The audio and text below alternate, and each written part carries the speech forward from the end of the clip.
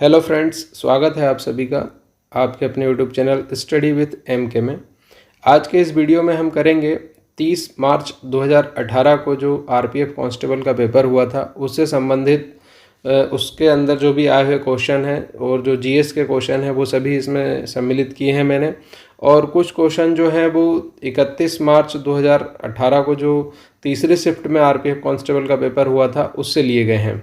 तो वीडियो को अंत तक ज़रूर देखें और अगर अच्छा लगे तो वीडियो को लाइक करें और शेयर अवश्य करें।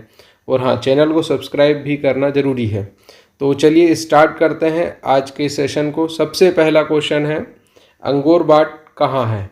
अंगोर वाट का मंदिर है एक, जो कि कहाँ पे है? तो अंगोर वाट का जो मंदिर है वो कि कंबोडिया में है। विश्व का सबसे बड़ा मंदिर है हिंदू मंदिर, जो कि कंबोडिया के अंगोर वाट में है। ठीक है, तो याद रखिएगा अंगोर वाट का मंदिर कहाँ है? कंबोडिया में।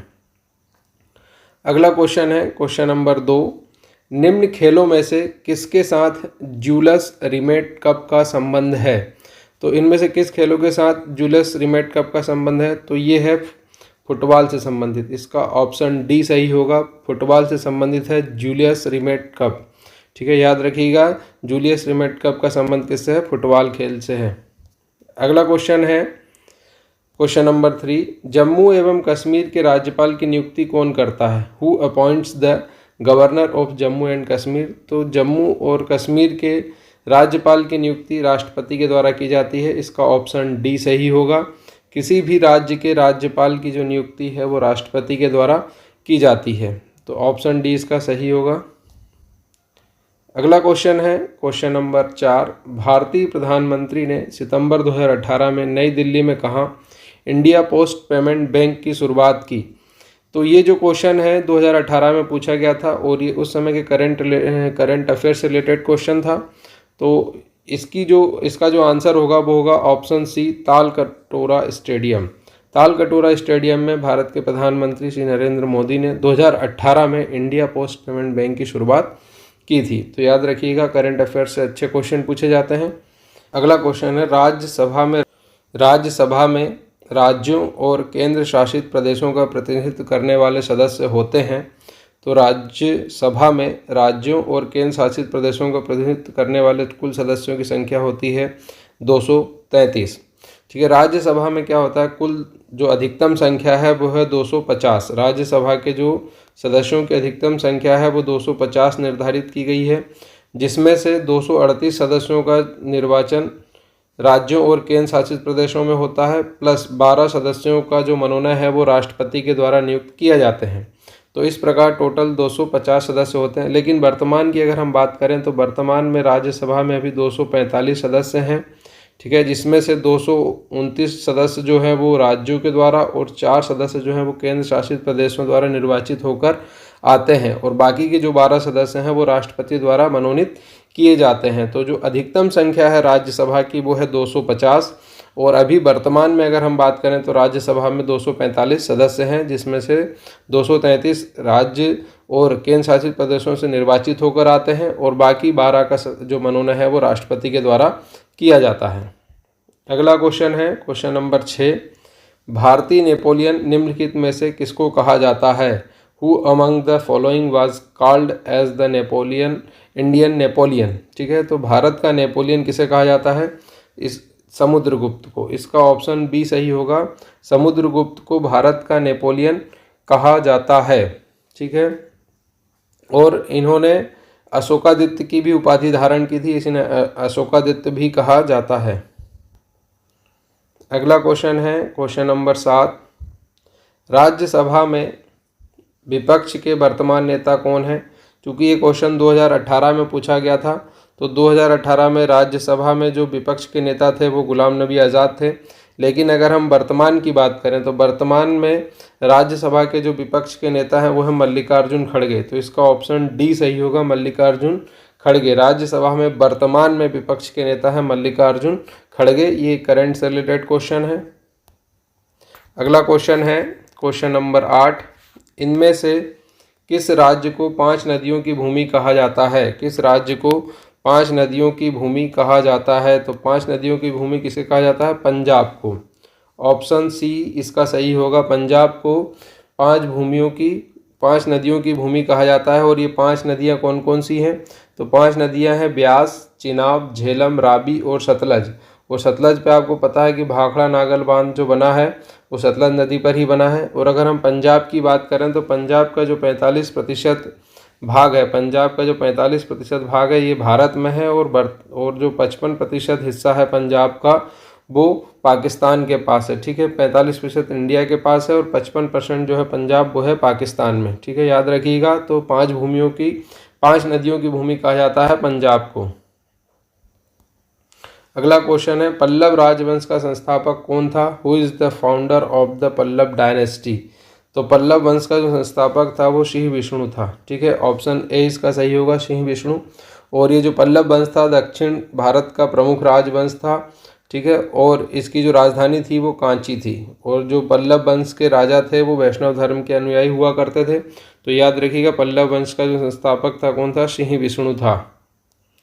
अगला क्वेश्चन है क्वेश्चन नंबर 10, राज्य का दर्जा हासिल करने वाला 25वां भारतीय राज्य कौन सा था? तो राज्य का दर्जा हासिल करने वाला जो 25वां राज्य था वो था गोवा, इसलिए इसका ऑप्शन बी सही होगा। ठीक है, 30 मई 1987 को गोवा को पूर्ण राज्य का दर्जा प्राप्त हुआ था।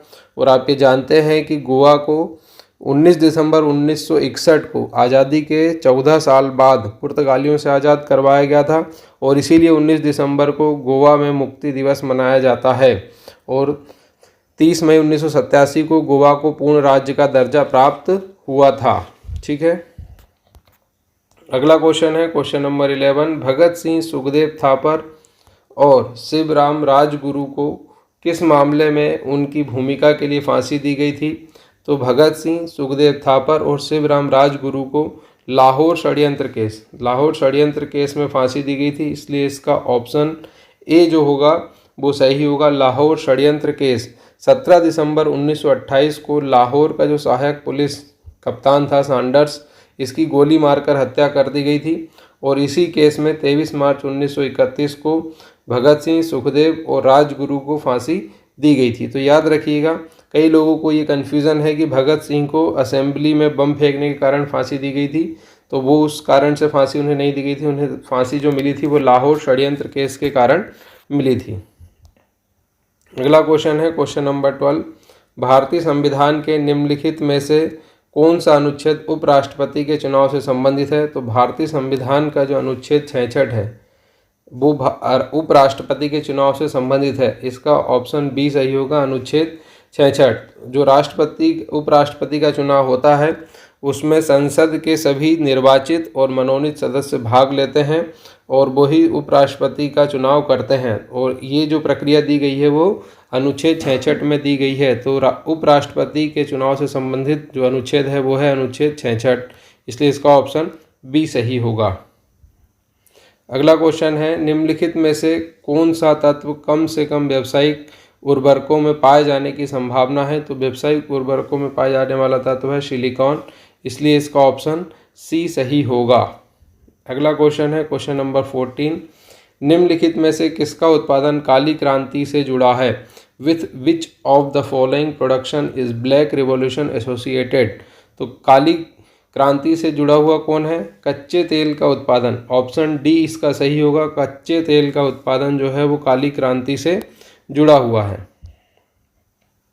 अगला क्वेश्चन है क्वेश्चन नंबर 15, एशियाई खेलों में पूर्व विजेता गणपत राव अंडलकर किस खेल से जुड़े थे? तो जो गणपत राव थे वो कुश्ती से जुड़े थे, इसलिए इसका ऑप्शन सी सही होगा, कुश्ती। अगला क्वेश्चन है क्वेश्चन नंबर 16, निम्नलिखित धर्मों में से किस धर्म से दिलवाड़ा मंदिर संबंधित है? तो दिलवाड़ा में जो मंदिर है वो जैन धर्म से संबंधित है, इसलिए इसका ऑप्शन सी सही होगा, जैन मंदिर, जैन धर्म। अगला क्वेश्चन है क्वेश्चन नंबर 17, फोटोग्राफी में कौन से रसायन का प्रयोग होता है? Which of the following chemicals is used in photography? तो फोटोग्राफी में जो केमिकल यूज होता है वो है सिल्वर ब्रोमाइड, इसलिए इसका ऑप्शन डी सही होगा। अगला क्वेश्चन है क्वेश्चन नंबर 18, एक रॉकेट किस सिद्धांत पर काम करता है? What is the principal on which A rocket works? Rocket जो वर्क करता है वो होता है गति शक्ति का संरक्षण, इसलिए इसका ऑप्शन ए सही होगा, कंजर्वेशन ऑफ मोमेंटम के सिद्धांत पर, कंजर्वेशन ऑफ मोशन के सिद्धांत पर रॉकेट काम करता है, इसलिए इसका ऑप्शन ए सही होगा। ये सभी क्वेश्चन 2018 के आरपीएफ कांस्टेबल पेपर में पूछे गए थे। अगला क्वेश्चन है, भारत के निम्नलिखित में से किस स्थान में अब सबसे ज़्यादा बारिश होती है? तो भारत का जो मासिनराम है यहाँ पर सबसे ज़्यादा बारिश होती है, इसलिए इसका ऑप्शन सी सही होगा। अगला क्वेश्चन है, भारत रत्न पुरस्कार प्राप्त करने वाले प्रथम फिल्म निर्माता शख्सियत कौन है?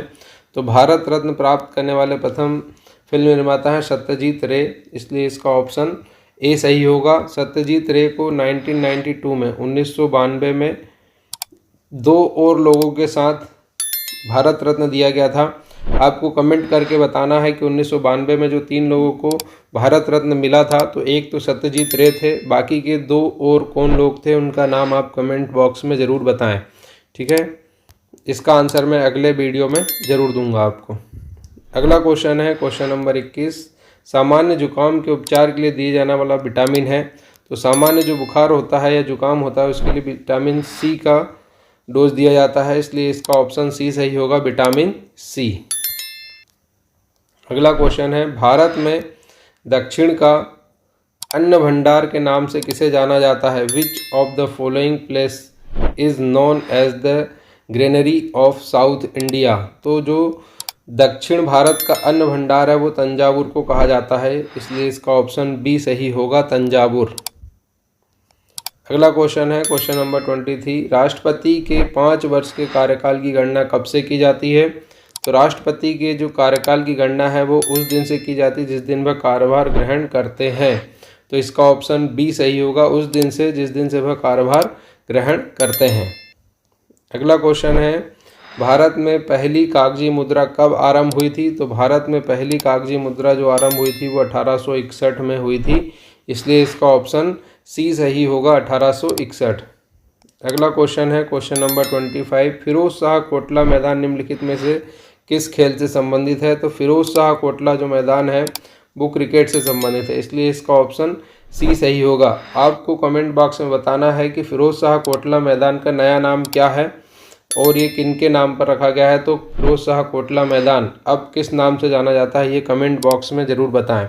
तो ये थे आज के मोस्ट इम्पोर्टेंट 25 क्वेश्चन जो कि पिछले 2018 के आरपीएफ कांस्टेबल के एग्ज़ाम में आ चुके हैं, और आपने देखा होगा कि क्वेश्चन बहुत ज़्यादा टफ नहीं है, बिल्कुल फैक्चुअल क्वेश्चन है, तो आप ज़्यादा घबराने की ज़रूरत नहीं है। इसी तरह जो और भी क्वेश्चन पेपर हैं उन्हें सभी का सॉल्यूशन मैं यहाँ पर लेके आने वाला हूँ, तो चैनल को सब्सक्राइब ज़रूर कर लें, जिससे जो भी वीडियो मैं आपके लिए लाऊँ तो उसका नोटिफिकेशन आपको प्राप्त हो सके। धन्यवाद।